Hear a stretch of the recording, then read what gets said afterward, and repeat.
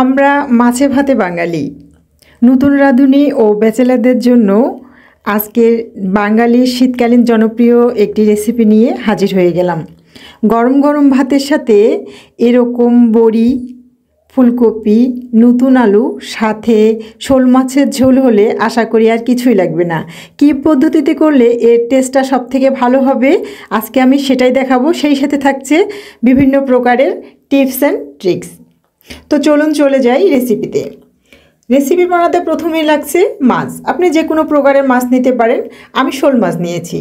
পরিমাণ মতো শোল মাছের মধ্যে পরিমাণ মতো লবণ ও হলুদ, একটু সামান্য মরিচের গুঁড়া। মরিচের গুঁড়োটা অপশনাল, দিয়ে এভাবে ঝাঁকিয়ে কিংবা আপনি চাইলে হাতের সাহায্যেও মেখে নিতে পারেন এভাবে।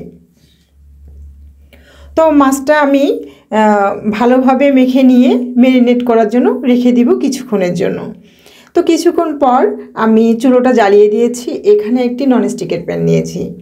যারা নতুন তাদের জন্য ননস্টিক হলে সবথেকে ভালো হয়, মাছটা ভাজতে তার জন্য সুবিধা হয়। তো তেলটা গরম হয়ে আসলে মেখে রাখা যে মাছটা ছিল সেটা আমি একে একে দিয়ে দিলাম। এই মাছটা এক পাশটা ভাজা হয়ে গেলে তখন আমি উল্টিয়ে দিচ্ছি অপর পাশটা ভাজার জন্য। মানে বেশি কড়া করে কিন্তু মাছটা আমি ভাজছি না, হালকা ভেজে রান্না করছি। আমার আম্মুকে দেখতাম শোল মাছ আবার ভেজেও রান্না করে, আবার না ভেজেও মশলা কষিয়ে রান্না করে। তো এখানে মাছ ভাজা হয়ে গেছে, আমি নিয়েছি ডালের বড়ি। তো ডালের বড়িগুলোতে ওই মাছ ভাজা তেলটাতেই আমি ভেজে নিচ্ছি। কিছুটা তেল আমি নামিয়ে রেখেছি, সবগুলো তেলের মধ্যে আমি ভাজি নাই। তো ডালটা এই যে এরকম মোটামুটিভাবে ভাজা হয়ে গেছে। তো ভাজা হয়ে গেলে আমি এটাকে উঠিয়ে নিচ্ছি।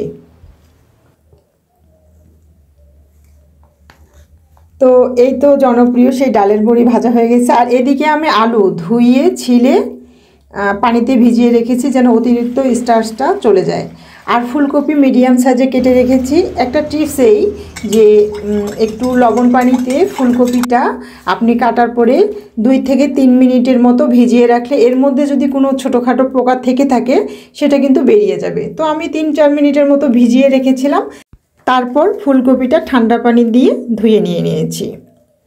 তো এইখানে যে চুলোটা আবার জ্বালিয়ে দিলাম। দেওয়ার পরে এর মধ্যে কিছুটা পরিমাণ মতো তেল দিচ্ছি, দিয়ে কিছুটা পেঁয়াজ দিয়ে দিলাম। পেঁয়াজটা নিজের পছন্দ মতো দিবেন। তো দেওয়ার পর নাড়াচাড়া করার পর এর মধ্যে আমি পরিমাণ মতো লবণ দিয়ে দিচ্ছি। দিয়েই দিলাম কিছুটা আদা বাটা, কিছুটা রসুন বাটা। তো আপনি যদি কিছুটা কাঁচামরিচ আর শুকনো লঙ্কা বাটা, বাটিটা একটু ধুয়ে দিয়ে দিচ্ছি। দিয়ে মশলাটা আমি কষিয়ে নিচ্ছি। যদি মাছটা মানে ফ্রেশ হয়, পুকুর থেকে তুলছেন এরকম মাছ, আদা রসুন বাটা না দিলেও কিন্তু চলে। যেহেতু আমি মাছটা ফ্রোজেন করা মাছ ব্যবহার করেছি সেই জন্য কিন্তু আমি আদা রসুন বাটা দিলাম। দিয়ে দিলাম কিছুটা হলুদ গুঁড়ি। দিয়েই মশলাটাকে আমি কষিয়ে নিচ্ছি।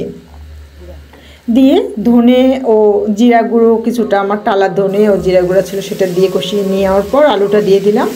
দিয়ে যেহেতু আলুটা সিদ্ধ হতে একটু সময় লাগে আর ফুলকপিটা কিন্তু জলদি সিদ্ধ হয়ে যায়, সেহেতু আমি আলুটা আগে দিয়ে দিলাম। দিয়ে একটু কষিয়ে নিচ্ছি। কষিয়ে নেওয়ার পর এই আলুটাতে আমি সামান্য একটু পানি দিচ্ছি।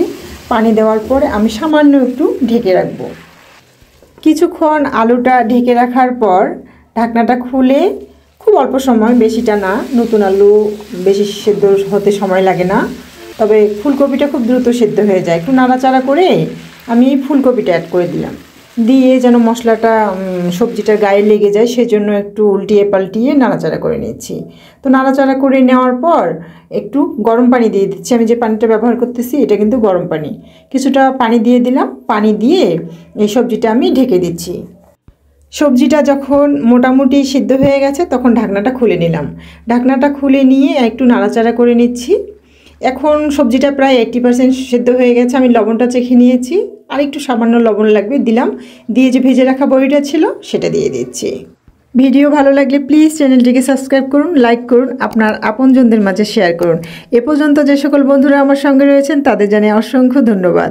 তো এর মধ্যে কয়েকটা টমেটোর ফালি দিয়ে দিলাম ও ভেজে রাখা মাছগুলো। মাছটা দেয়া হয়ে গেলে এর মধ্যে অ্যাড করে দিচ্ছি ধনে পাতা কুচি, যেটা এই রান্নার স্বাদটাকে বাড়িয়ে দেবে। দিয়ে দিচ্ছি টালা জিরে ও ধনে গুঁড়ো। দেওয়ার পরে ডাঁটাটা ধরে আলতো হাতে ঝাঁকিয়ে নেওয়ার পর আমি ঢেকে দিচ্ছি কিছুক্ষণের জন্য। তো ঢাকনাটা খোলার পর বাস আমি একটু এই মাছটাকে একটু উল্টিয়ে দিলাম। যারা পাতলা অনেক বেশি ঝোল খেতে চান তারা পানিটা একটু বেশি দিবেন, আমি একটু ঝোলটা একটু কমেই রাখবো, সেই জন্য আমি এই পরিমাণে পানি দিয়েছি। বাস এই তো আমার রান্না হয়ে গেল।